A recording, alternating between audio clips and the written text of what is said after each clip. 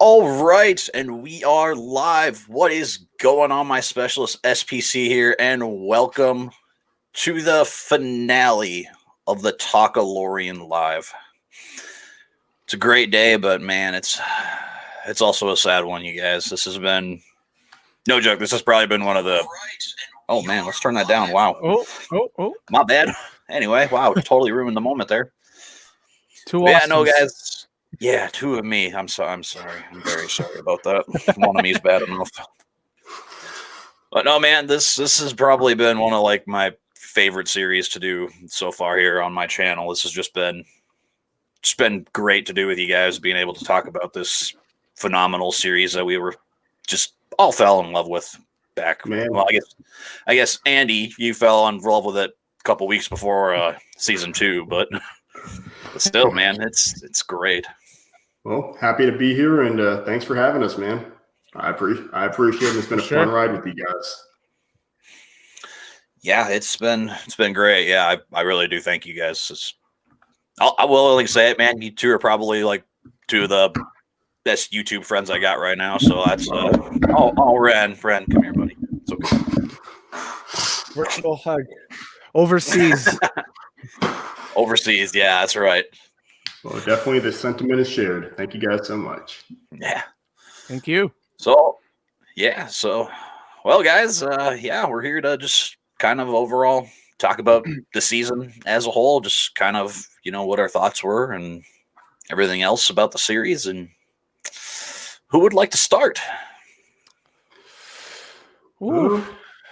Ren, you've been really on. I'm guessing this is, well, of course, this is going to be spoiler packed. So, Ren, you've been so invested in Thrawn and where we're going with that. I feel like you've probably got some things to say in the immediate. Well, specifically about the second season, I feel like it's the one that really opened the doors to expand the universe of Star Wars on TV. Clearly, with what the other shows that were announced on the Disney Investors Day, another legendary day to be remembered. And I feel like they did the right thing with doing that in the second season. I feel like the show, with its first season, created something within Star Wars, of course. It is set in a familiar time, but something that we haven't explored before in media, in television or film medium. And I feel like they've earned that expansion that they provided in the second season. The show can only get better from now with its spin-offs and its and the other shows that are going to happen concurrently with this. It already announced the spin-off, which we're going to get this year because it's 2021. So I'm excited, man, and the future of the show leaves me even more excited. Andy. No, I share exactly what Ren said. I'm just, we've clarified this before. We've gone over it. We've run into the ground. I am the least knowledgeable about Star Wars in this podcast, but this just made me so invested in the series and the tangential media.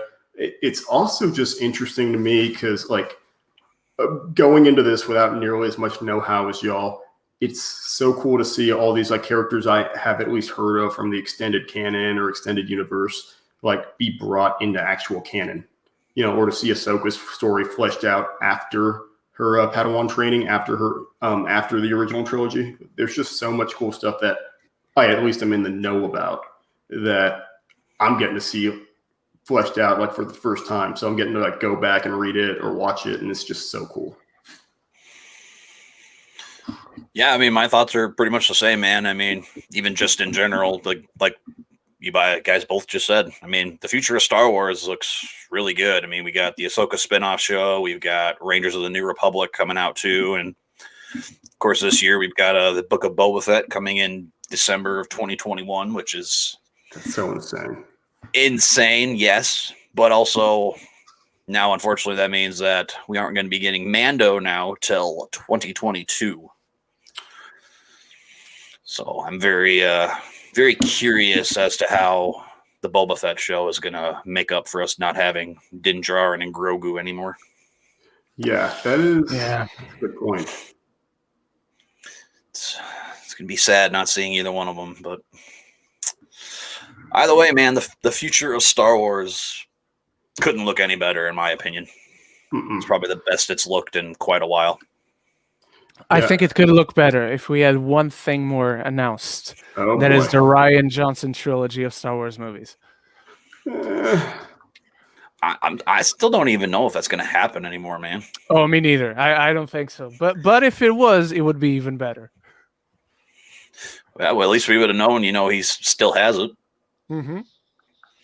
Because that was one of the things I know I brought up. I think Andy, I think we talked about that in one of your podcasts about how the Rian Johnson trilogy never got announced and what's going on with it anymore.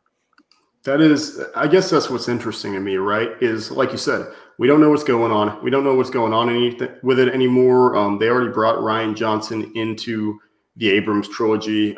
It caused a lot of upsets, and that was like like y'all mentioned, the most critically well received movie. I don't know. I need to word that better, but that was the best of the three per Rotten Tomatoes. So. But then you do stuff like The Mandalorian. It shows what Jon Favreau can do. It shows what these other showrunners and directors can do. Like, it just like tosses things into disarray for where the Star Wars universe cinematically could go.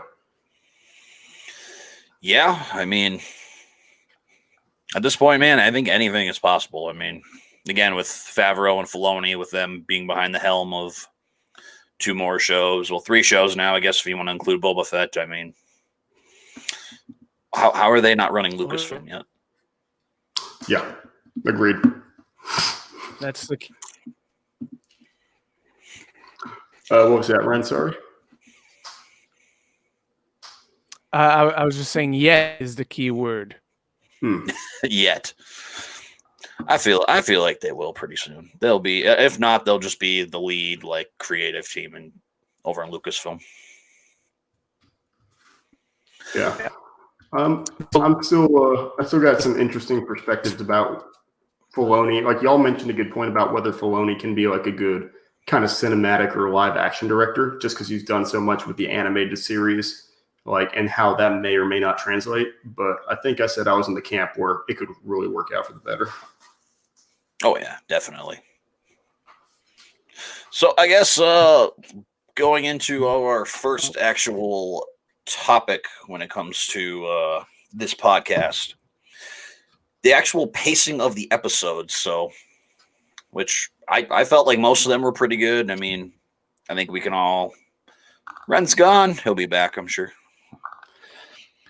But I would say the pacing of like each of the episodes was pretty good. Unfortunately, except for the I believe it was the passenger episode. Yeah, that was what, the second episode? Yeah, that one. Yeah. I can always make some defenses for it where it's like, it's a Mandalorian episode, but that's definitely the one that I don't think I hear anyone readily jumping in and being like, actually, it's the best episode of the second season. No one's hyped on that episode. At best, it's just kind of there, I think a large portion of us can agree. Well, might be torn about what the best episode of the series, or at least the season so far, has been. Mm-hmm. I mean, definitely the rescue, in my opinion, is the best episode of the entire series as a whole. Yeah, it was, I think, one of the best in a series, let alone The Mandalorian. I think it's one of the best payoff episodes I've ever seen, where like everything comes to a head. All these characters come together.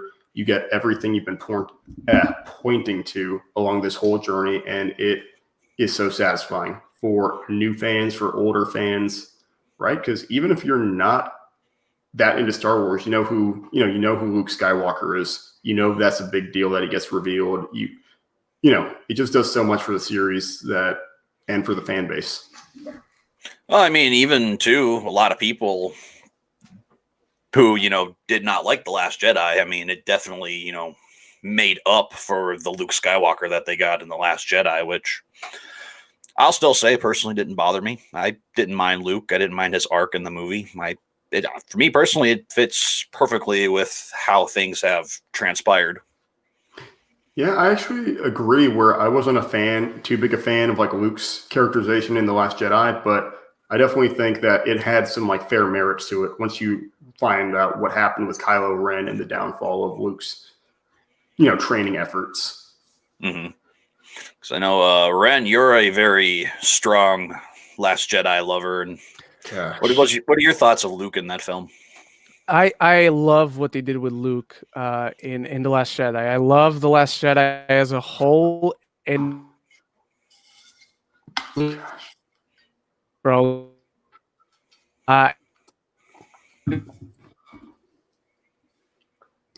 can really enhance that contract of the thing and everyone. Yeah, that's something I always got to remember about Ren. Something I always got to remember about Ren is the fact that you are. I don't even know if like apologist is the right word, because more people like that movie than I care to admit to. But I always forget how much you love The Last Jedi. Well, you too, Austin, right? I'm in the middle. I'm like the middle of the road. Like, it has its great moments, but it's also got its boring, very slow moments as well, though. Yeah. Gosh dang. I mean, as I say it every time we do this, man, everybody's entitled to their own opinions. Like, I love The Rise of Skywalker. I know a lot of people don't, and I know a lot of people don't like the sequels. I'm a strong fan of the sequel trilogy, but again, man, we can all just agree the original trilogy is the best. Yeah, easily. 1,000,000%. Oh yeah. Even to like Lord of the Rings, I consider it like the original trilogy way better than the Hobbit. Oh, okay. I thought you were saying. Never mind. Okay, yeah, that's fair. Well, The Hobbit, yeah. Was The Hobbit a trilogy or a quadrilogy? I legitimately. It's a trilogy, right? Trilogy. Okay. Man, I'm spacing. That movie was just. I didn't even watch the second one. Like, I went to theaters and saw the first one. Was like, okay, that was pretty fun. Like, then I basically forgot it happened. I forgot. Second one is the best. Okay, I might go back and watch it then, because I watched the third one and I was just so unimpressed by it that I was like, I don't need to go back and watch the second one. God. The third one. Second one is best, but it has the wrong ending. The third one is. I think the third one starts with the original ending, doesn't it? Wait, really? The third one starts with what should have been the ending of the second one. See, that's just bad. That's just bad filmography. I mean, what the heck? Or cinematography? I don't know the word I'm trying to say. Filmmaking. There we go. That's like day one stuff. What storytelling? The heck? Thank you, storytelling. That reminds me of. I just watched this film here a few weeks ago with my buddy. It's called Ghosts of War, and there's an actual part in the film where, basically it's like a World War II ghost movie or whatever. It's horrible. Don't watch it. But there's a scene where they messed up in the editing. So like, there's a scene where they're supposed to get into a fight with like these Germans, but they put after the fight before the actual fight. So they're all like beat up, and it's like, wait, what? Did we miss something? Like, did we have like a little stroke in the middle of this or what? Then you watch the next scene, it's like, what happened here? Gosh, and that wasn't intentional at all, right? Like, they weren't trying to do like a kind of time skip-ish, Nolan-y time thing. Oh no, you actually look up online. They actually say that they messed up the editing. Like, this movie was made they filmed it 3 years ago, back in like 2017, and it just came out here like a month and a half ago on Netflix. Oh wow! So they didn't do a re-release where they just like fixed it and reposted it or something like. No, they just threw it out there, and it's just I don't know. It wasn't a good movie for me. Have you seen this one? I haven't heard of it. Ryan, have you heard of this one or seen it? Is that the recent one from 2020? Ghosts of War, if we're still talking. Yeah, it's that World War II film. Okay. Yeah, I haven't seen it. Didn't even know about it, honestly. I just went to search for it and didn't even know it was a 2020 movie. Oh, I was just telling Andy it came out. They filmed it in 2017. that's mind blowing. It's just been sitting there for like 3 years. It's like, what? Why? Gosh, yeah, that is. I don't know. I don't know how stuff like that happens. I mean, I don't know. Maybe there are just a lot of legalistic processes behind that. I'm not saying. Is it a foreign film or like all? No.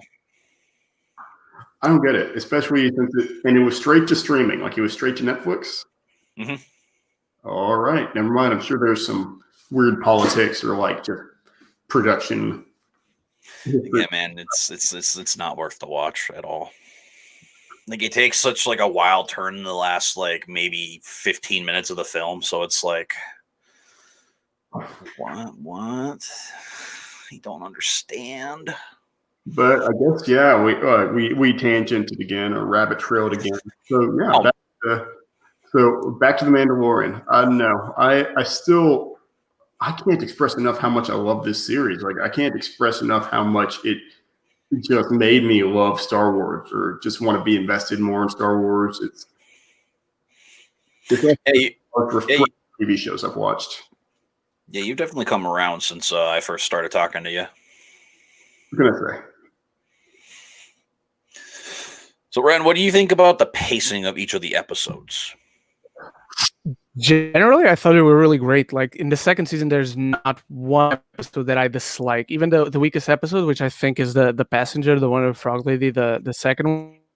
I still enjoyed it. I'll watch it. I've watched it more than once. I rewatched the entire season when they were all out, and I really enjoyed that episode. I think it furthers the connection of Mando with the New Republic and his effect on the galaxy.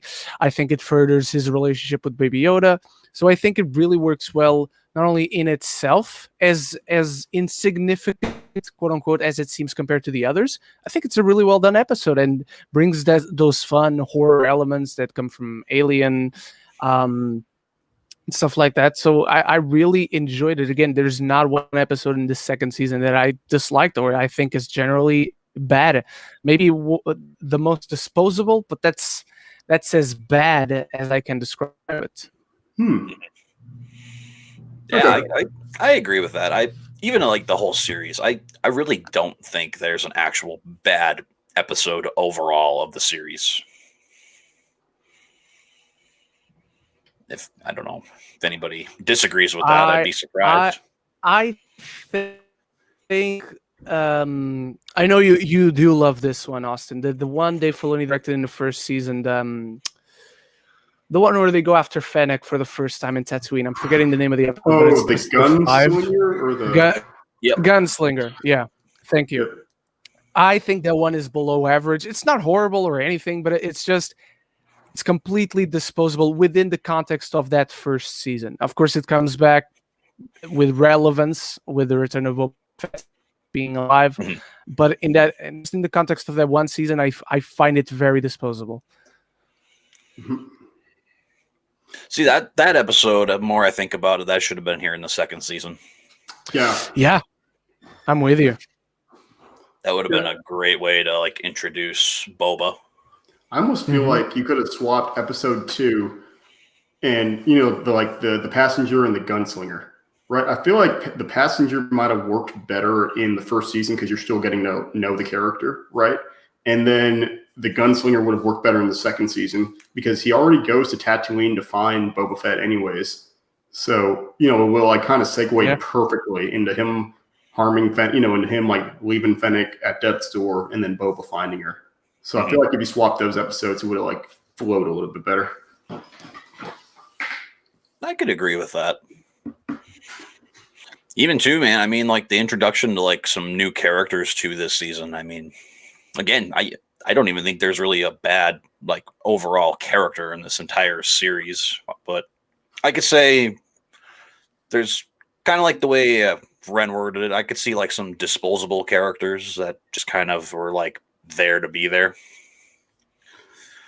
Yeah, I definitely feel like the gunslinger. I forget, y'all told me which actor that was, but I feel like he's like probably the most disposable character. I really hate saying that, but his arc was just kind of like one and done, pretty shallow. I don't feel like it progressed the series that much.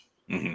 I mean, yeah, the only thing basically the only way to progress the series is with Fennec, and then Mando now having a babysitter on Tatooine who can watch Grogu whenever he drops by. Yeah. I'm with you, Andy. I think the gunslinger, Bobby Cannavale's son, I don't like the character at all. I don't like him. I don't like how he's written. I don't like how just obvious his writing is as a whole. And Amy, the babysitter, which again,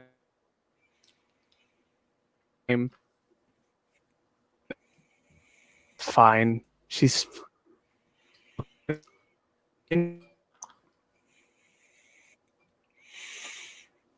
good, like comedic relief, I would say, probably. Yeah, but that's kind of the all right thing where she is.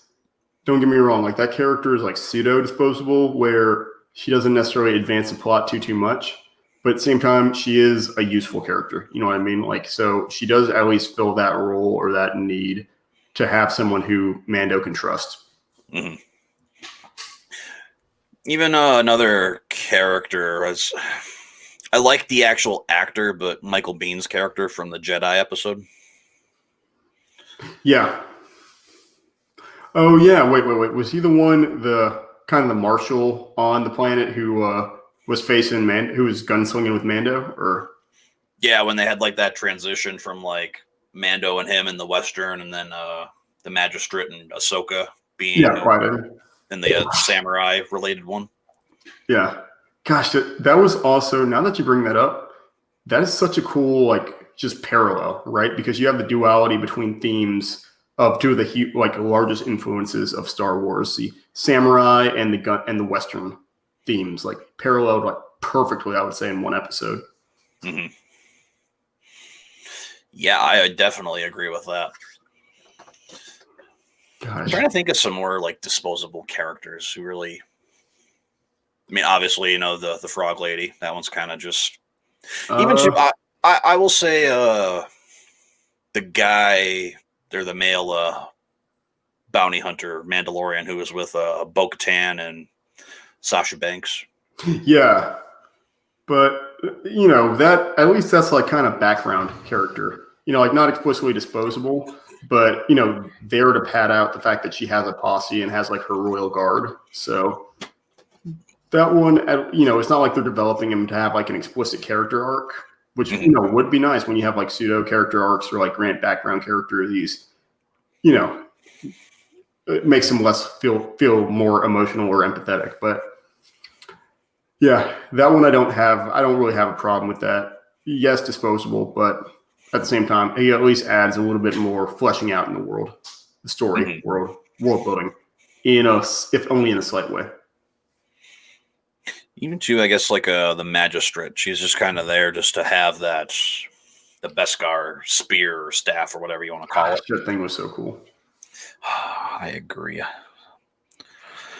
was also a little too convenient, I guess, is the word I would use as well. The Beskar spear? Mm-hmm. Yeah, but I know, like, I think the Beskar spear being there is also important because it's like the first time we see a Beskar weapon, right? Like out in the wild. So, we understand that these things are like rare, that Beskar is rare to the point of it being used as an actual currency, which is so interesting to me. But then even though we literally see Mando wearing Beskar plate armor, it's like kind of interesting that we rarely actually see like Beskar weapons out in the wild, even though they presumably exist. So that was nice actually seeing one. It's like you never know where these things are going to pop up. So yeah, maybe she was just a stand-in to have that plot segue, but I like that she at least introduced Beskar weapons other than what we saw the armorer making. Again, man, too, even character-wise, I know that's the character I know you really want to see come back. I was going to say, if you say the armorer is disposable, we will throw down virtually. No. Like I said before, man, she's like the Yoda of like the series. She has like all the knowledge of like the Mandalorians and stuff. Yeah, I thought that was I think that was, maybe we can go in that too, right? Is like our most shocking moments of the series, aside from kind of the obvious ones. But I found, like, I think one of the most shocking moments in the series is finding out that Jin is basically in a cult. Like, that was really interesting, like a really interesting direction to take things, right? Is saying that the children of the Watch basically had strayed away from the actual tradition, like from the Mandalorian beliefs or the current Mandalorian culture. Mhm. No, that was just a good bit of world building because it dissects Mandalorian culture a little bit more for us. Mm-hmm. You good down there, Ren? I heard the last part. I get here when Andy was talking about the Children of the Watch, and I heard this last section. Nice. Yeah, I was just asking, like, what were some of y'all's, besides the shocking moments of the series? Like, I mean, obviously, shocking moments. Like, what were some of y'all's most shocking moments? Actually, even the obvious ones, right? Like, seeing Luke, clearly, but, like, what were some of y'all's most shocking moments? You kind of were expecting it due to the name of the episode that at least something was going to happen, but when the Death Troopers actually pick up Baby Yoda and take him, that was shocking to me. Seeing Boba Fett ask how many I don't know, somewhat shocking. Fennec being alive, No, I thought that was shocking too. and I mean, yeah, and the mother of all name drops when Ahsoka asks for Thrawn. That's gotta be my, outside of Luke, of course. That's gotta be my number one. I'd say probably mine, honestly, is the crate dragon. Like the fact that it can literally like eat a sarlacc pit, which I thought a sarlacc pit was like one of like the big things in Star Wars. And there's always a bigger fish, man. Like, Yeah. Prime example, man. Death Star, Starkiller base. gosh. Yeah. I also got to throw in, like, actually seeing the Death Troopers in action was awesome because you see how hard of a time Mando has with one. I mean, Whistling Birds did nothing to it. Dang near flamethrower, like every weapon he didn't do anything. Barely managed to get rid of it, like take it out with his Beskar spear. And then you realize, oh, there's like 20 of these things. But also when I don't know, I don't know what I expected, but I thought it was also funny and terrifying when they're like, hey, we have bogies coming in, and like, what are their vitals? And they're like, there are no vitals. And then it clicked, it's like, oh yeah, these things are robots. You know, they're androids. Of course they would survive being thrown into space. Like, so I know. So that was, I guess, shocking, like mildly shocking to me. Interesting. Yeah, I even too, like the actual threat of the troopers, like that was surprising too. Like I was still so convinced they were going to be actual like clones. Yeah. Oh yeah, there was like the Snoke clone too when they go to the cloning facility or whatever. So Yeah. that too. One day maybe we'll know. Maybe. Oh, finding out that the Darksaber has to be taken in combat. That was a good drop too. But just good fun overall. I mean, this series, I think season 2, I mean, obviously, right? Season 2 had a lot more. Season 2 just had like a lot more going on, like a lot more shocking moments, but that's only because season 1 built up to it. So, I mean, that's obvious that we were going to be a lot more surprised for season 2, but no, once again, good, clean fun all around. Enjoyed what I got to see. Man, it was awesome.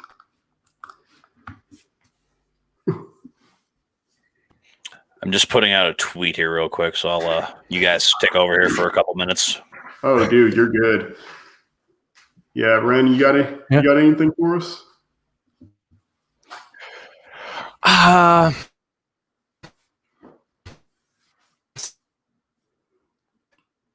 Moments.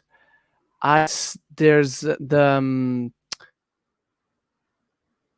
fact that Mives is kind of shocking to me. I actually expected him to die. Yeah. And kind of outside the story, I feel like I was shocked of how good a director Carl Weathers is, because this episode was really well done directing wise. So yeah, those are other two that just popped in my head. Yeah. And to that point, yeah, I definitely think it's interesting that Carlos Esposito is still going to be in this series. Like, I mean, because you just like, you get these big name actors sometimes and you assume they're going to be one and done. So the fact that Carl Weathers and you got Carl Weathers, Bill Burr, technically, and Carlos Esposito still in the series, still in the canon. And that's kind of shocking that those three characters still exist and are alive. So they could come back at any point in time. Yeah. For sure. Yeah, I definitely agree with the Carl Weathers one. I mean, even too, getting some other directors in here, like Peyton Reed, he was one. I've never really heard much about him until actually watching this. Robert Rodriguez. Yeah. Who'd you say, Ron? Oh, yeah. Oh, yeah, man. That's right. I forgot about that. That makes sense. Dallas Bryce Howard. Yeah. Even Dave Filoni's episodes, man, they were some good episodes. Again, they're even out of all these, I don't even think there was a really badly directed episode either. No, I don't. Even the Gunslinger episodes in season 1, which I think it's below average. I don't expect it. It's just the writing for it, the story that they're telling in that specific episode is just completely bland and again completely detached from the story of the first season. Yeah. So I guess my next thing, how would you guys rank these episodes? Crap. All of them or just season 2? Probably just season 2. Oh, thank goodness. Okay. I'm going to do a little cheat here. So the final 10 minutes of the rescue are number 1. And number 2 is the Jedi. The rest of the rescue is number 3. Can't do that, man. I said I was going to cheat. What else? Then for sure, the first episode, the premiere, the Bo-Katan episode,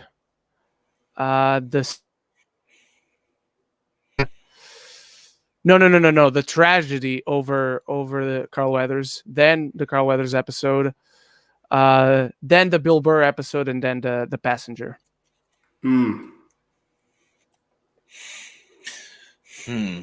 Yeah, I'd say for me, probably number 1, hands down, is the rescue. That was just that emotion, man. I haven't felt that emotion in a long time. Second would probably be the tragedy. Third, probably the Crate Dragon episode.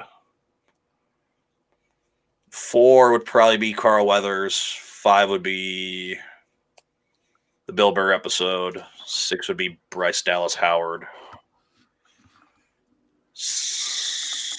Man, the last is the Passenger, and then what? Where's the Jedi? The Jedi is missing. The Jedi is the episode. Wow! Oh wow! Okay, never mind. That'd be after the tragedy, or not? Yeah. After okay, the tragedy. so 3. So number 3. Yeah. Yeah. Wow! I can't believe I forgot about that. Wow. My bad. I apologize. I guess for me, let's see. You were going down the list, and I was like, "Where's the Jedi?" I knew I was forgetting one. I'm like, oh, which one am I forgetting? And obviously, one of the best episodes. I'm literally looking these up right now to make sure I've got the episodes right. So I guess coming in at number 8, aka Dead Stinking Last, we're going to go with The Passenger. We've already given our thoughts and feelings on that one. Kind of going to blow past it. Coming in at number 7, I'm going to go ahead and go with Oh gosh, this is a hard one. I'm going to go ahead and go with The Siege. Carl Weathers did a great job directing that episode, but at the same time, still wasn't. Once again, did a great job, and it's like there's a gulf between The Passenger and The Siege, but I'm still going to place it at number 7. Coming in at number 6, I'm going to go ahead and go with The Heiress.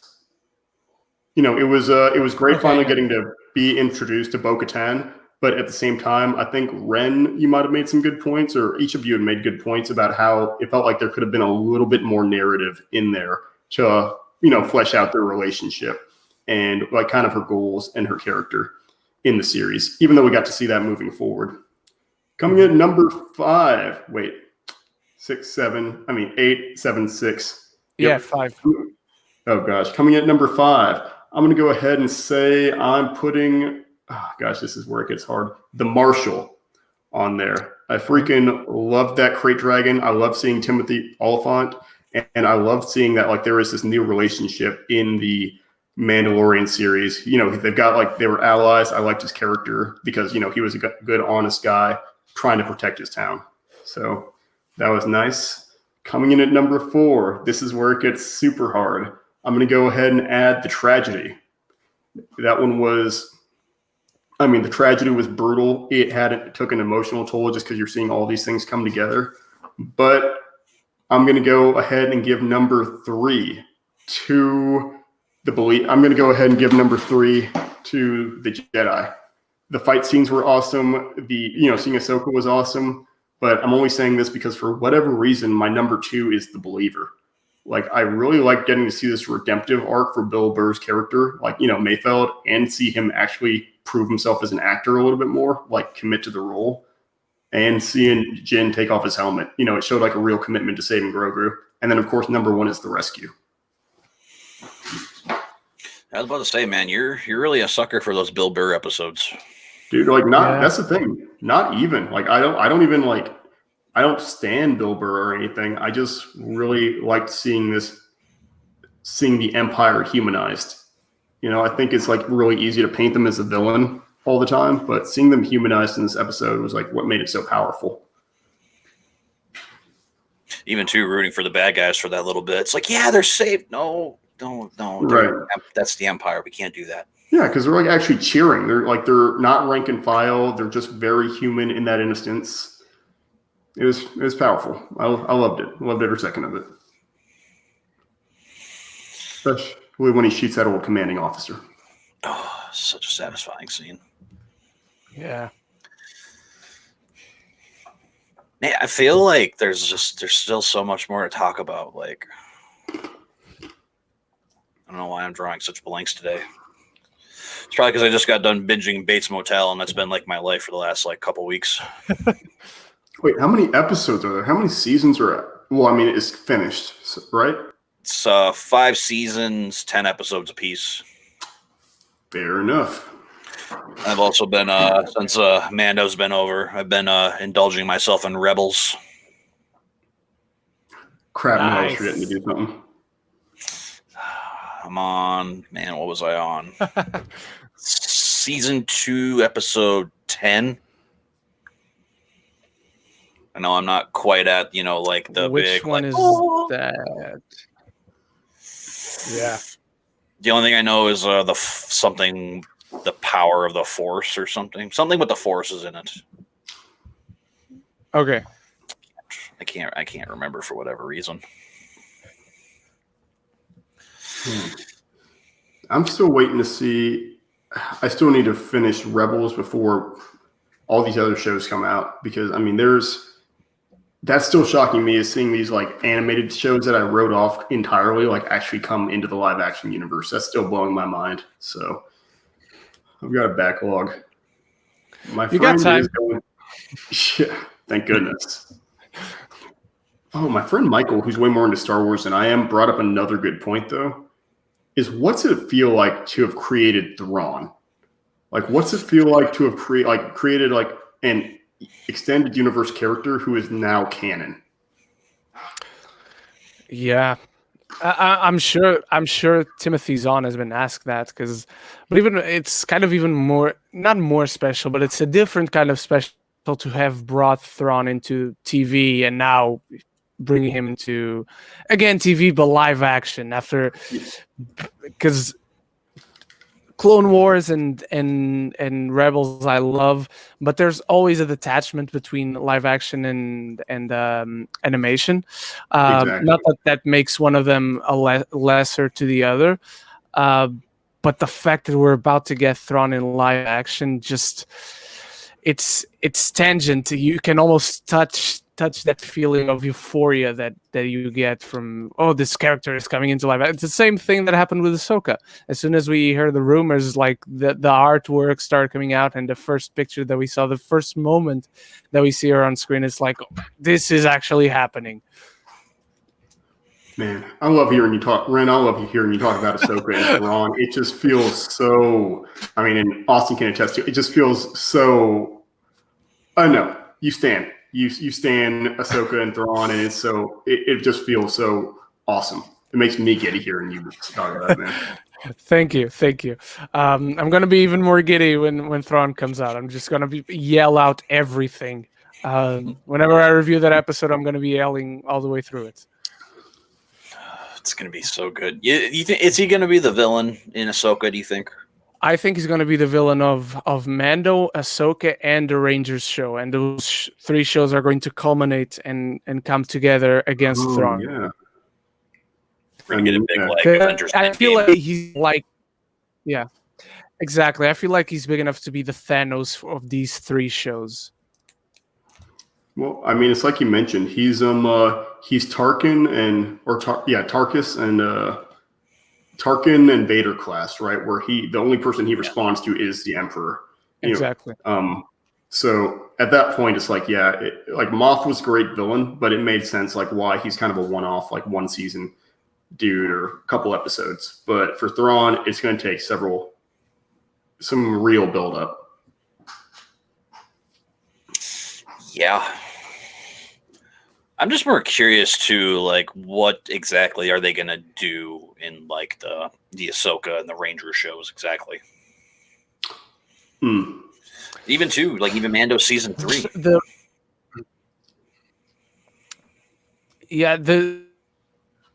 show, I feel like it could be like several adventures with just these Rangers and what they do as they patrol around the galaxy or the known regions at least.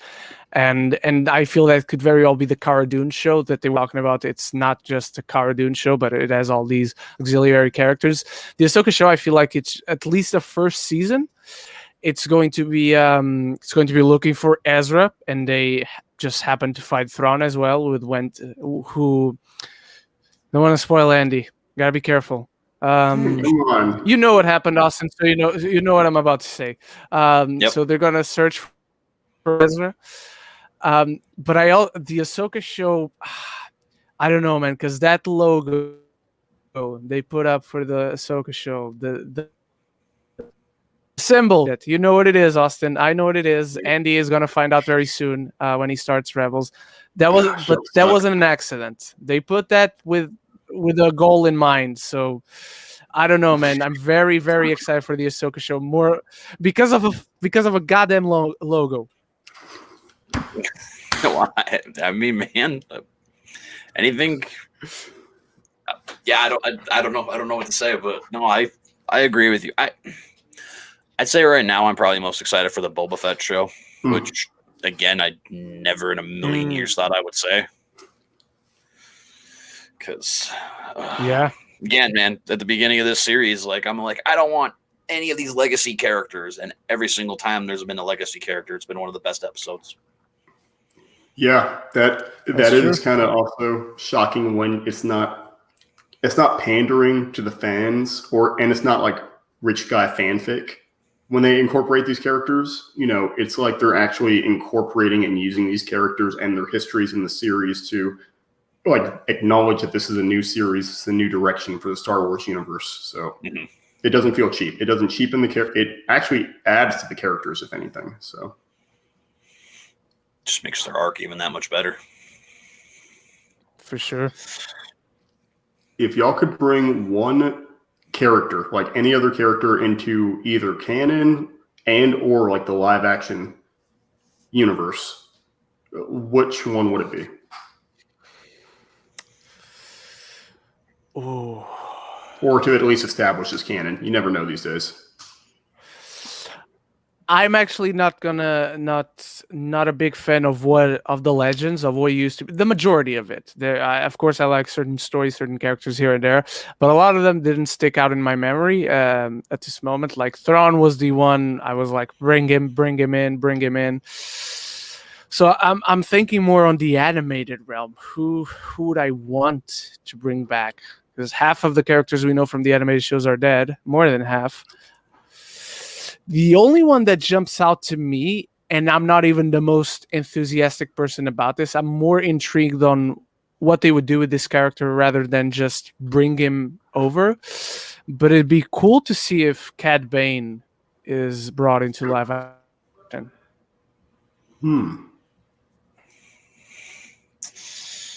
That's a good one. Even too, I think just to like kind of have some fun. I think he'd be kind of fun to have in like the Boba Fett show, but maybe have Ren, obviously you know, but about this character, but Hondo. I think Hondo would be fun. Oh yeah, Hondo Tanaka. Yeah.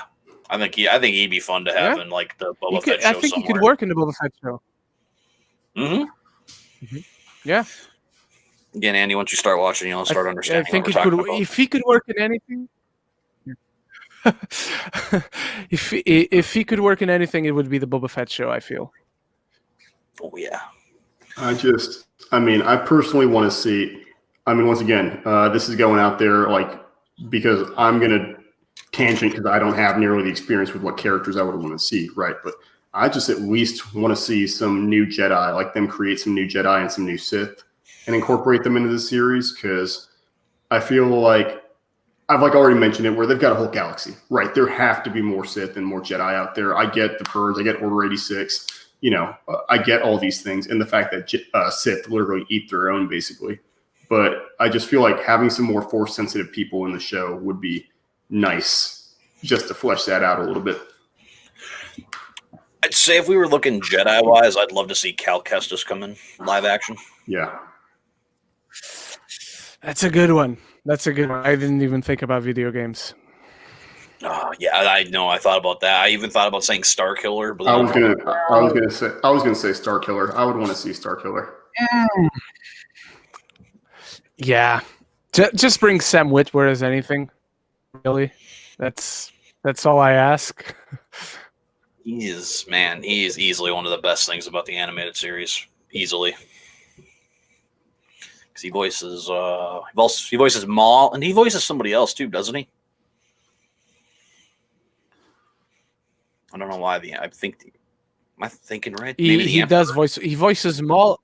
He voices Maul, and he voices both. He voices Maul and the Emperor. Wait a minute. You just brought up a good point. Isn't Maul still alive?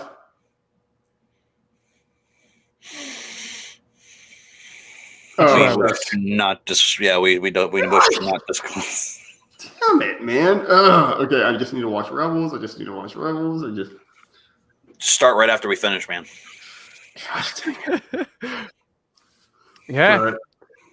It's all on Disney Plus. Yes. Nice plug. I will mention though, I do want to see, I think we already talked about it, but if y'all could see like one direct an episode of this series, who would it be? Maybe I think we're revisiting that from an earlier question, so I don't know if y'all's changed or if it's the same. I don't remember who I answered the last time we talked about this, but I know we've talked about this. Who would I bring? Oh, we talked about movies. Who would do a movie? Oh, that's. Oh yeah. I said Ridley Scott. Nice. You know what? For TV, I'm gonna back off of Ridley Scott. I'm gonna say Noah Hawley to direct an episode of Mando or Boba Fett or anything at all. All right, oh gosh, who is Noah Hawley? I hate that I have to ask that question. I should know these things. Legion, Fargo, and he's doing the Alien show with Ridley Scott. Oh, awesome. Okay. You know, I will willingly say this because I've seen a few of his episodes from Breaking Bad. Ryan Johnson. I think Ryan Johnson's a very fair choice. Like, I would trust Ryan Johnson with a miniseries more than I would with a trilogy. Like, I know that hurts to say, but it's like, How dare you? dude, I'm just saying, is I was not a I'm fan kidding. of The Last Jedi. I know you're good, man. I would just want to see him like come more into play in the Star Wars universe before he gets an entire trilogy, just because there's a lot of cleanup they have to do. Yeah. But even as a huge fan of The Last Jedi, I'll say I'd be much more interested in seeing Ryan Johnson directing a new trilogy of whatever rather than the main trilogy. Like, rather than episode 10, 11, 12, I'd rather see him direct something else. And I guess that's at least why I say like I want to see more Force-sensitive people, whether Jedi or Sith or whatever, in Mandalorian or in these miniseries, is because this is going to be, Johnson's trilogy is going to be set way after the Skywalker saga, right? I mean, so, or at least there's going to be some discernible time jump or whatever. So far, I think the only thing we know is going to be set after Rise of Skywalker is the Patty Jenkins one, the Rogue Squadron movie. But apart from that, I think it's all before. I just remembered, by the way, another director I'd like to see coming in for something, any of the shows on TV, Star Wars. It's Michael Sapochnik, I believe that's how I pronounced. He directed Battle of the Bastards and many other Game of Thrones episodes. Fair. Oh, nice.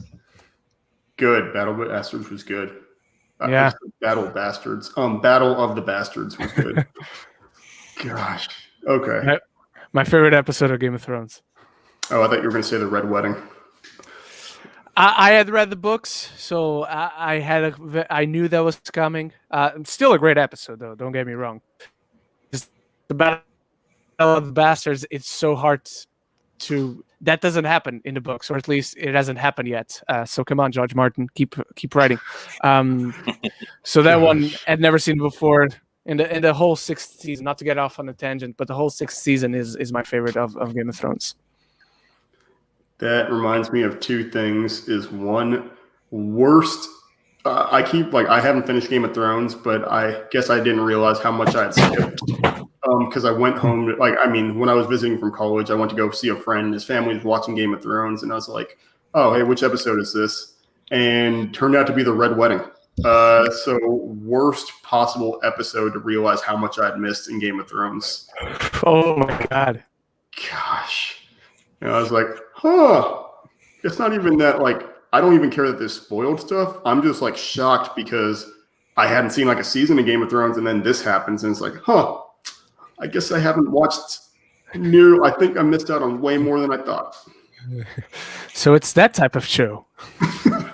Oh, trust me. No, I knew from episode 1 what kind of show it was going to be. Mm-hmm. I barely got through the first season. I had to stop. No. Well, really? Oh, yeah. Wow. I don't know, man. I was just I like weird stuff once in a while, but that was just the incest and all that stuff. I was just like, man, You're not supposed to like that part, Austin. Don't worry. I know, but it's just. If that makes you uncomfortable, you might not want to get into anime, man. Oh man, I've been into anime for a while. I'm kidding. Depends on the anime. Seriously, no, trust me. Yeah, it's a trope. It's a trope. You're all right, Andy. It's ooh. I've stopped watching many anime because suddenly, incest. No thanks. Dude, that's what sucks about I've told y'all I'm in student ministry at my church. I've told y'all I'm in youth ministry, and one way I get to connect with kids, which is awesome, is anime. And I love that I can connect with kids and pour into them and just hear about what anime they're watching. But I also hate that I know enough anime that when they tell me something, I can be like, I was 16 and I know you're watching. I know why you're watching, which anime you're watching, and it is not for the plot. Yeah. Gosh, there's so much weird stuff out there. But then there's Demon Slayer and Promise Neverland. So yes, which Austin, I think you would enjoy Promised Neverland and Attack on Titan. I got to the third episode of Attack on Titan and I stopped watching it. Really? Oof. You watched less than I did.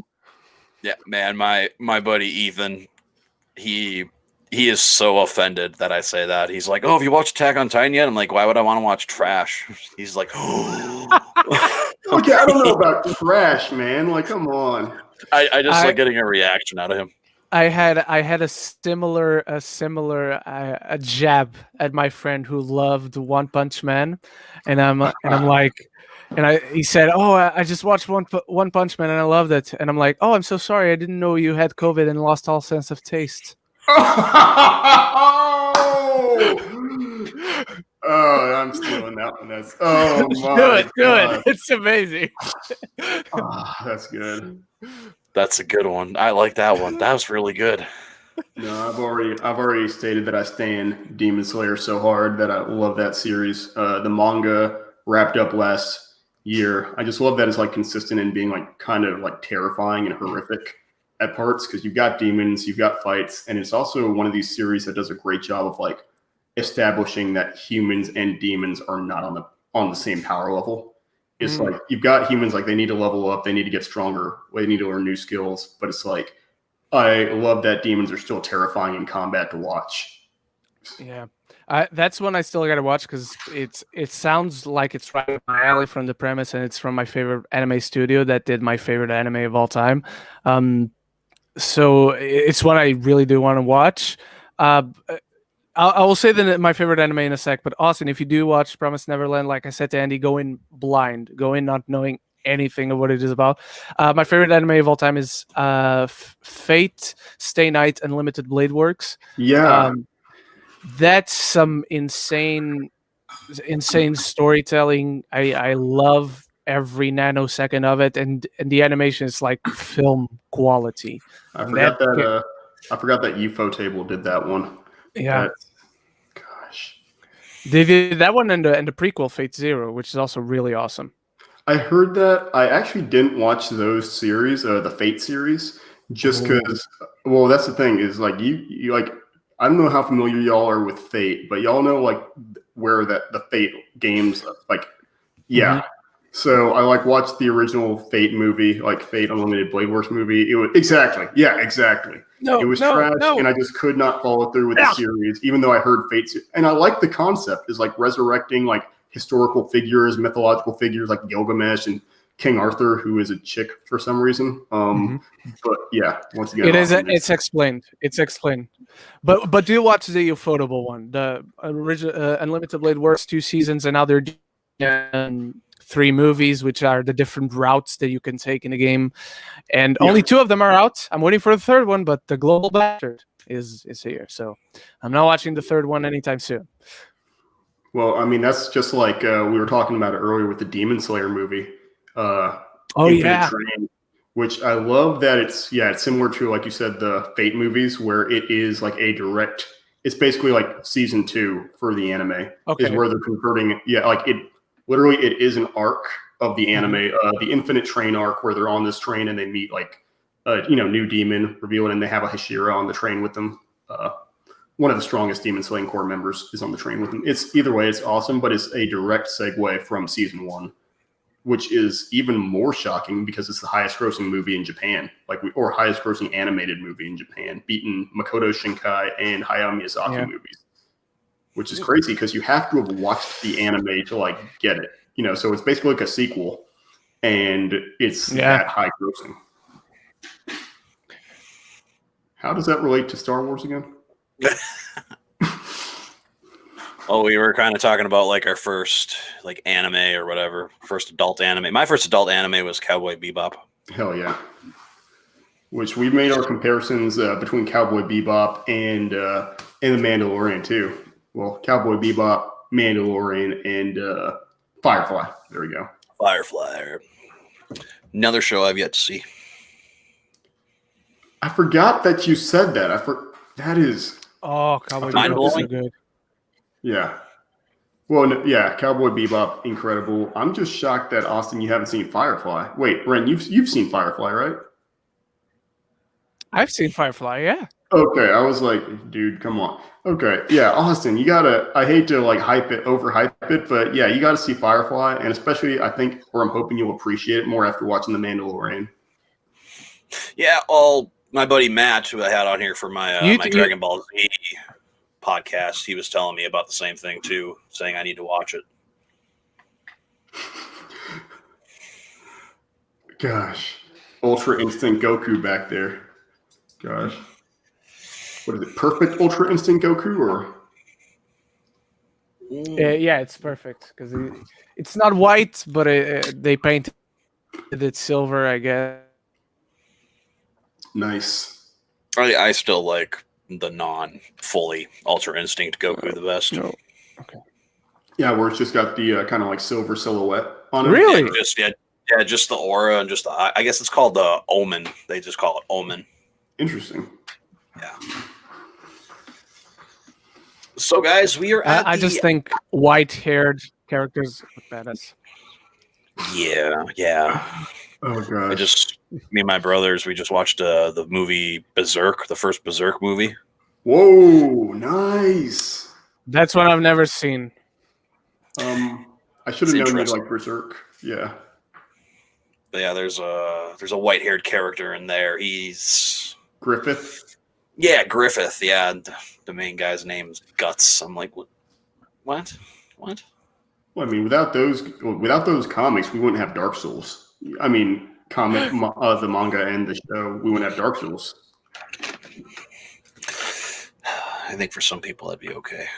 What? Dark Souls is what the heck? Oh no, Ren's on. I know. I think we might have shocked Ren so much he's speechless. How dare you? Gosh. I'm losing you guys for a bit, so I don't know when to intervene.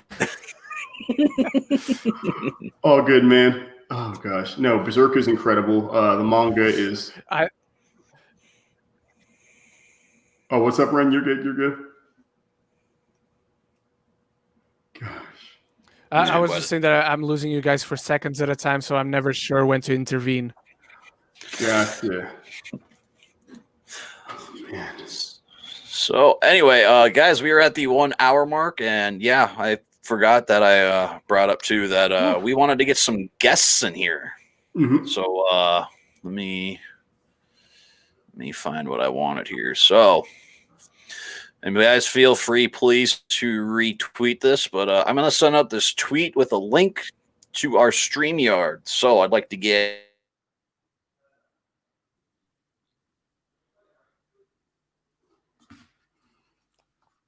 Anywho.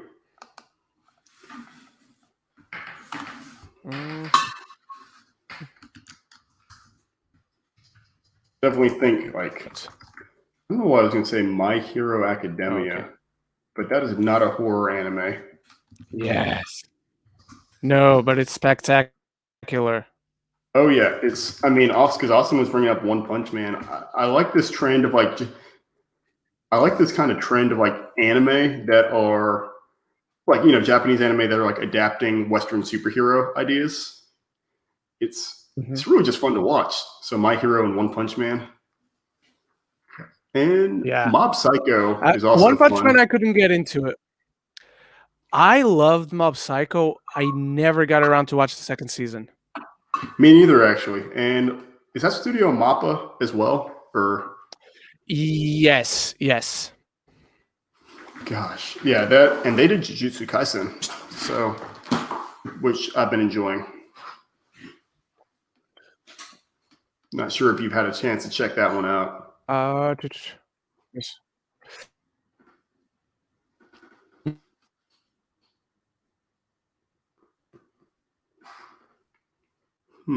Trying to think. Yeah, no, that's a good one. Also kind of a horror anime style.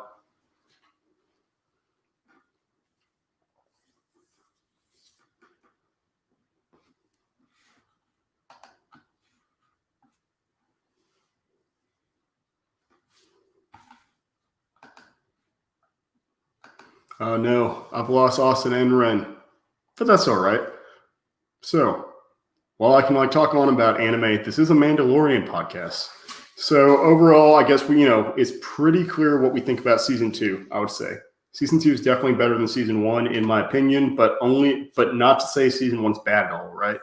Season 1 just set the foundation for season 2 to be all that much more, all that better, all the better. It's great. It builds off of everything, but not just season 1 of The Mandalorian. It builds off everything that the original Lucas trilogies had laid as a foundation in terms of even the prequel trilogy helped lead into this, which does help redeem the prequel movies for me just a little bit. Kind of shocking because if you've watched the show, the podcast, you're very well aware that I'm not a fan of the prequel trilogy, nor am I a fan of The Last Jedi. All that to say, we're coming up to the top of the hour, folks. I don't know if my co-hosts are going to be able to join me back in, but I guess that just means I'm going to ramble a little bit longer. I brought up an anime earlier. I brought up Jujutsu Kaisen. I'm going to go ahead and give this spiel about it because I was watching it. Actually, I've been watching it, and my brother's been watching it. I'm watching the dub right now, which is kind of good because dubs versus subs is this huge battle in the anime community. Either way, the anime chronicles this character, Yuji, who is just for whatever reason, a super strong high schooler. I mean, he can throw a shot put like a baseball. It's weird. And then eventually he becomes the host of this cursed spirit, Ryomen Sukuna. And from there, he finds out about cursed energy and just the ability to cast these dangerous spells and this whole world of, I don't know, it's just like a horror anime. It's a fun ride. I'd recommend it. Oh, hey, y'all. Which one? Welcome back to the show. Jujutsu Hi. Kaisen. That's one that's airing right now, correct? Yeah, that's also okay. Also Studio Mappa. It's great. Okay, that's one I've got my eye on, and I'm glad I didn't hear the explanation because I want to go in blind. But just like the poster of it, the pink-haired main character, I'm like, this looks right up my alley, but I'm just afraid of starting. For some reason, not afraid, but I'm just, I'm gonna start, and then I don't start. I'm just in that position. I'm watching right now. I'm just watching Digimon that comes out on Sundays. That's it. Wait, they've got a new Digimon series? They're rebooting the original one, the Adventure, but it's with Agumon and everything. Yeah, but it's a different story. It starts out very similarly, and it's going to have 66 episodes, but by the end of episode 15, they're already on the mega level, and I'm like, dudes, chill. You got 66 episodes, but now it's picking up. The first enemy they got is Devimon, and at first it feels okay. You're just redoing the same thing again. If you're going to do something new, do something new. But now they're doing something new. It's episode 33 came out, so we're exactly at the halfway point. Wow. It's been really fun, really, really fun. Some issues I have, a lot of things they change, and then don't explain it. It's taking a lot of elements from the Frontier season, which is my personal favorite, and I'm like, you're just redoing Adventure, but it's Frontier. But I like that they're bringing a lot of elements from the lore of the digital world. So now, actually, the show is just fine. If you like Digimon, I would recommend it. But today's episode, that was really good, and now we're really kicking it into high gear, which I really, really loved. Man, I just need to get back on, anime in general. I didn't even know that was happening, but I've been so out of the loop. I just found out that the second season of Dr. Stone dropped, and that's another one I want to start, but haven't yet. Gosh, the freaking Stone Wars. I mean, I literally, as soon as I found that out, I just texted my brother. I was like, Stone Wars is on. Let's go. But have you read the manga then? Oh, yeah. Okay. Because the only one the only one I've read the manga was I read at the time when the show was also coming out, Akame ga Kill, which they completely flubbed up the anime. Yep. Then I read Naruto from a certain point on. Yeah. And now a friend of mine just got into Naruto and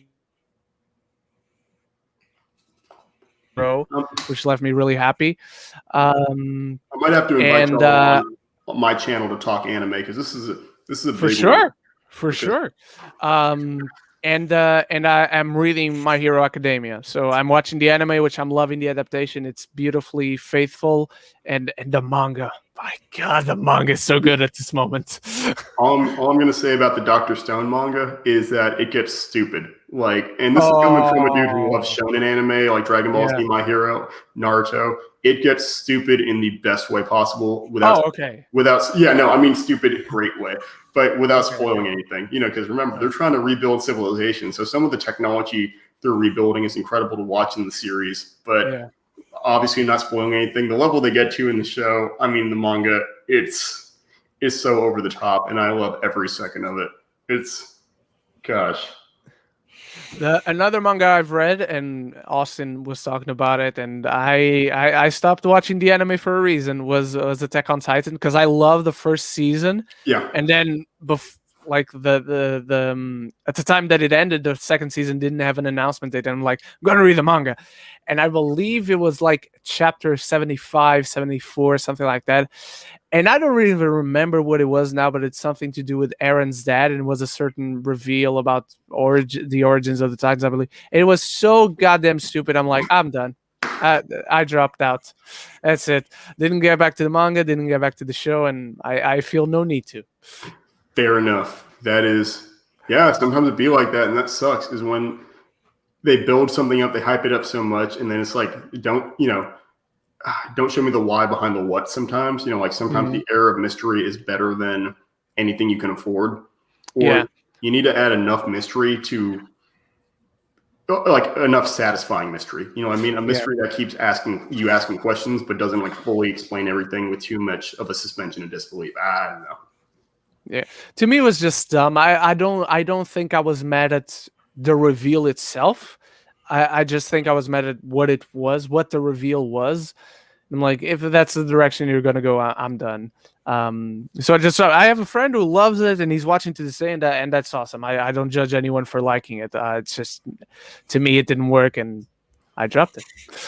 Actually, that does, like, as a, like, I guess a closing thought segue. That does. I've brought this up before, but that is something I would love to see in the Star Wars universe, is a Star Wars anime directed by the dude who did Cowboy Bebop. I think that's Shinichiro Watanabe, or no. Yeah, but that's him. He did the Blade Runner short, and it was awesome. So, and he's doing the Blade Runner series, anime exactly. series. It's like the dude like clearly has sci-fi chop. Well, he did Cowboy Bebop, he did Samurai Champloo. So the music for a Star Wars series that he did would be awesome. He did I believe, I'd never seen it, but he did Kids on the Slope. Is that the name? It's one about music. It's about a band, I believe. I think he did that too, and like Tokyo Magnitude 8.0 or something. It's about like an earthquake destroying Tokyo or something. Oh, is that Japan Sinks 2020? No, that's the thing. So there's like a couple that. Japan Sinks is by the dude who did Devilman Crybaby. Okay. Which, another horror anime, but at the same time gets pretty over the top and a lot of sexual and graphic content. I'm gonna watch it now. Which, to be fair, makes sense. It's one of those things that, like, it was over the top for me in terms of, like, I'm like, okay, there's too much going on. I like the premise and the idea behind the series, but at the same time, it's like, oh yeah, it's literally a show about demons and just, like, hedonism. So this makes sense. Mm-hmm. What was the last thing you guys heard before I cut out? Great question. I know we've been like tangenting about anime. I think you were talking about you had a friend over on your Dragon Ball stream. Maybe that's it. Yeah. Oh, okay. Yeah, you didn't hear what I said then. So I put out a tweet for the broadcast studio. Oh yeah. So I don't know if you guys want to retweet that and see if we can get some guys in here or not. If anybody wants to join, cool. If nobody joins, then that's fine too. All right. Because, it is coming, let's see. Yeah, I'd say the half-hour mark, because, I don't know, it's definitely fun talking Star Wars and stuff. Like, but at the end of the day, I just don't know what to expect for the future of the Star Wars series. So, like, I've mentioned it, I have limited information compared to y'all. I keep driving that home just because anything that happens now, I can have wild fan theories, but it's interesting being on the opposite side of the equation, where people will like make fan theories about DC and Marvel the DCEU or the MCU. and I'll be like, okay, that wouldn't work because of X or Y reasons. Mhm. So it's weird being in this like area of like us talking Star Wars and me like thinking like, well, wait, did this happen to this character, or is this character alive, or is this possible? Is this canon? Is this Legends? So I don't know. It's kind of fun, honestly. It's fun being in that area because when I find like my theories like get upset or they get confirmed, or someone throws out a theory I'd never heard before, it makes it so much more fun. Yeah, that was definitely something we did a lot in this series was theorize, and about 100% of our theories were wrong. Yeah. I remember sitting here and saying, there's no way they're doing Luke Skywalker. There's just no way. And what did they do? There was Luke Skywalker. I mean, to be fair, did we say that Mace Windu died, or is he still alive? Because he's Samuel Jackson. He could very well be out there, but I want him to be dead because I think he's about the most uninteresting character to bring back. At all. Like if he comes back as a Force ghost, yeah, fine. That's cool. But if they retcon the fact that he was dead, I'm like, whatever. I think that's part of it, right? Is I don't want any retconning. I think that's like my big thing about this series moving forward is like it hasn't really retconned anything as far as I know. No. It's just confirmed facts that like were left in the ether, which is nice. That's where you want to be, but I don't want to if there's going to be anything, I've already told you, I would love it if they canceled out the sequel trilogy. Yeah. I mean the Abram Johnson trilogy. But well, that's just me. That's just my personal opinion. Biased, clearly. Well, if we're going to do this right, then Andy, you are wrong. Of course. Yeah, that's fair. That is exactly what I was expecting and hoping for. Okay. You're wrong, and we are mortal enemies from this day forward. So it's treason then. I am the Senate. Now we're true Star Wars fans if we're getting into it. That's It's a right. life or death battle. We must wish death upon each other, otherwise we're not Star Wars fans. Duel of the Fates intensifies.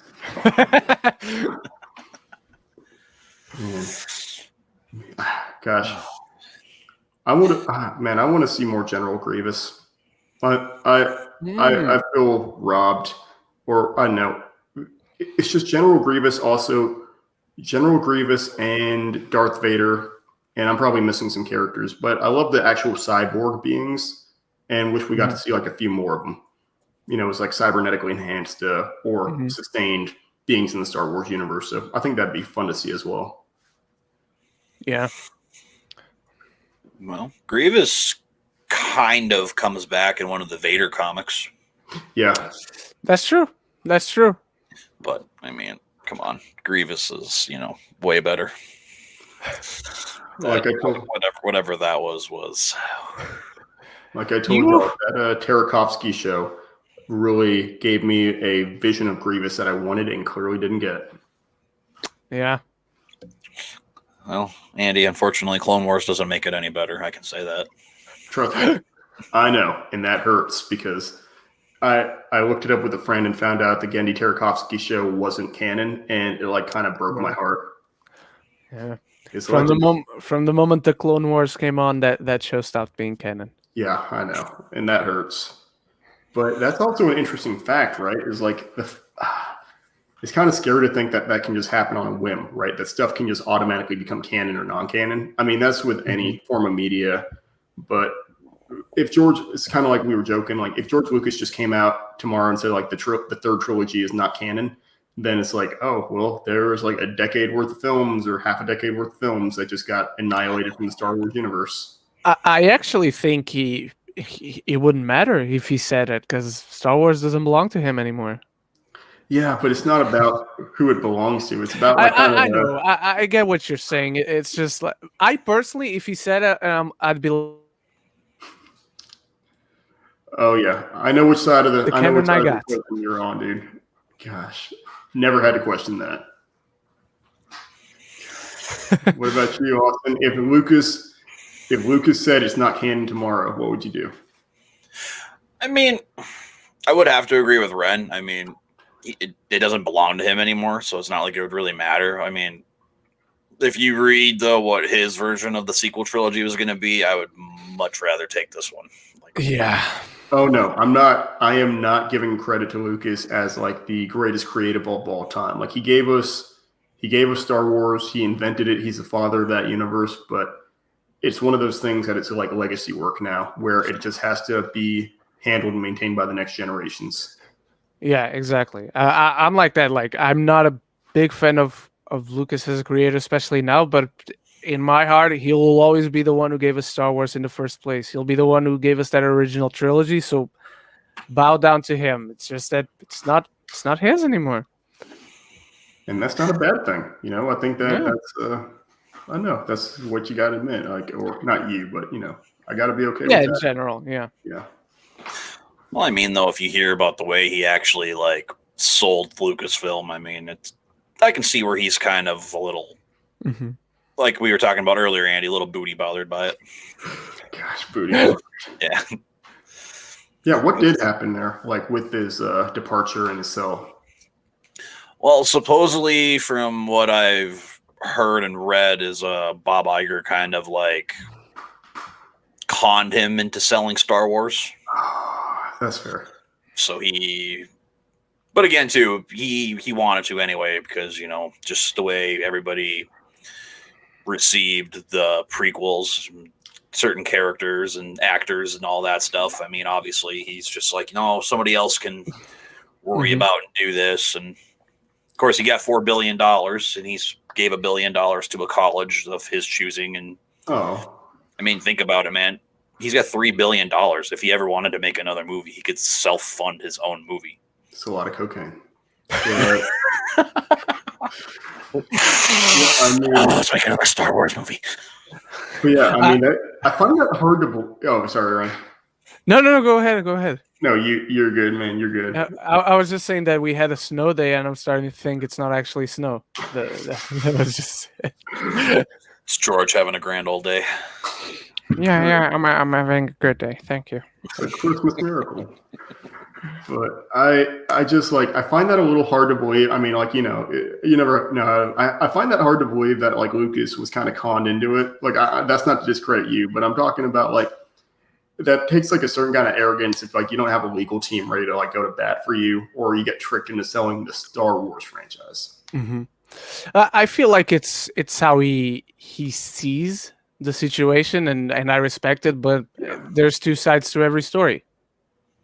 Yeah, and that's my takeaway, right? Is that is like I don't know enough about the dealings or what went down. If there's always, especially like politics to this crap.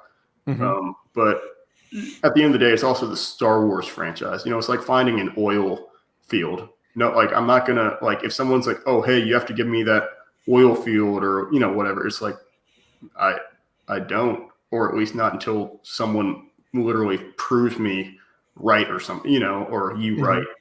Like you're sitting on a gold mine. He knows it or knew it. So either A, he was just in a bad spot. B, someone like you said tricked him really well, because they could also lawyer up and legal him to death, because everyone knows Disney has like done a lot in terms of trademark and copyright law and just media.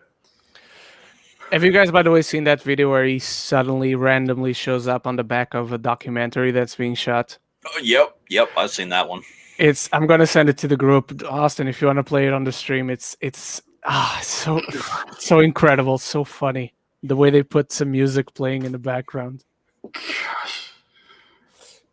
I want Andy's reaction to be on record. That's why I'm suggesting we put it up here on the stream. I'm game, man. Yeah. Like you can post videos to the stream. Like, wait, how do you? Yeah, we can do window sharing. All right, show me. All right, what the? Austin's got to take care of it. Gosh, Lucas like visiting on some rando. You said it's an interview or a documentary? No, it's some guy shooting a documentary on the street, and then Lucas shows up on the background. That's legitimately kind of crazy. Or, you're talking reactions. I wonder what I would do in that situation. I mean, I'd squeal. It's so freaking. The guy. Here it is. The guy doesn't look at him. Let's see. What is this in the back of? Let's see. Some. Oh, it's just a rail. What the?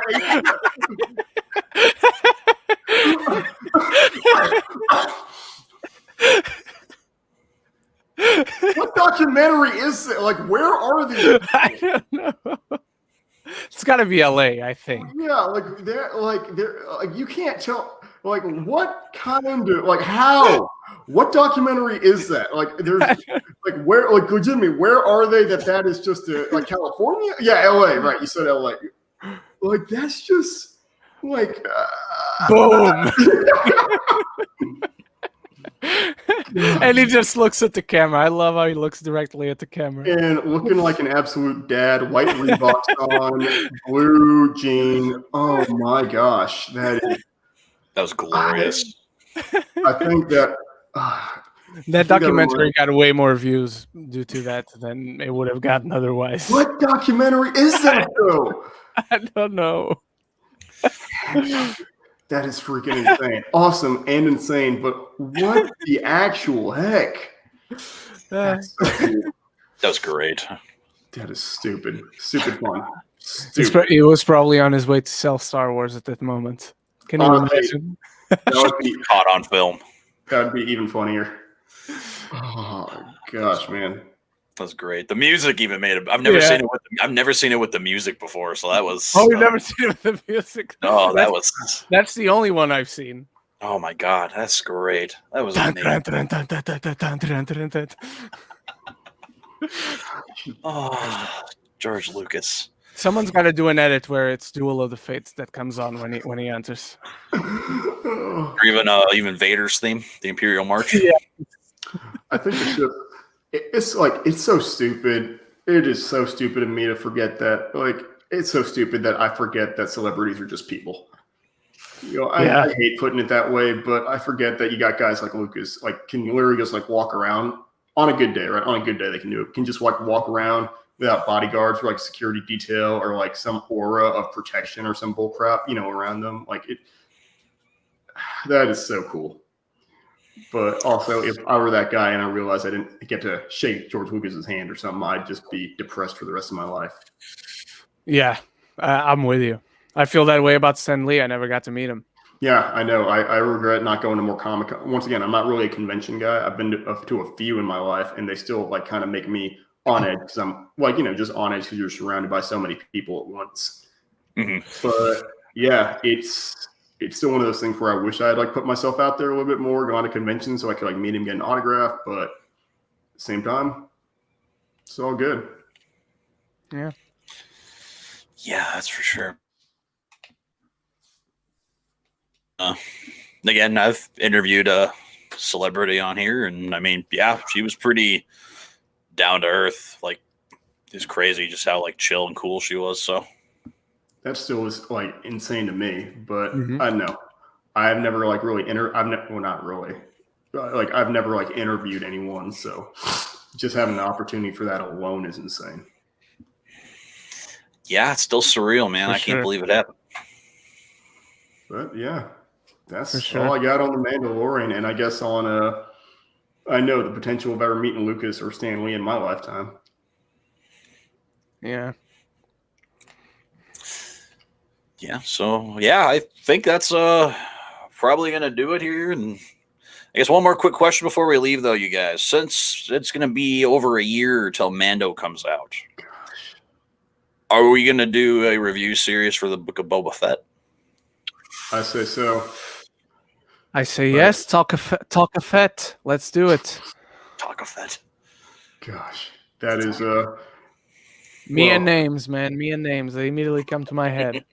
I was going to say, assuming I'm still alive or not in jail by then we'll be good to go. or not too busy. I mean, whatever work takes us. That's a good point. That's probably more realistic. All right, guys, that is going to do it for the finale of the Talkalorian Live. I want to again thank Ren and Andy for this awesome experience. It's been fun. I can't wait until we get back into it. So, guys, is there anything you want to plug? Ren, we'll start off with you. I just uploaded my, not just, but I uploaded my Godzilla vs. Kong trailer reaction, so you can go check that out. I have a video coming out on theories about WandaVision after the 3rd episode just aired, and I'll have early reviews for Netflix's The Dig and STX's The Mauritanian coming very soon, as well as Studio Ghibli's Earwig and the Witch. Okay, and then let me see if I can eventually figure this out here. And Mr. Andy King. All right. Just dropped a Demon Slayer Season 1 review on my channel because it dropped on Netflix. I'm doing a rewatch right now. I literally basically dropped a review because I've been meaning to for a while, and I'm trying to convince my girlfriend to watch it with me. I've also got a new podcast episode dropping at 7 p.m. Central Time on Monday the 25th with my man, Austin. So please tune in for more content coming soon. All right. And obviously, you guys already know where to find me if you're already here. SPC Bird 317 1993. So thanks, Ray. And with that being said, you guys, make sure you hit that like button. Subscribe if you haven't already. And we'll see you in the next one.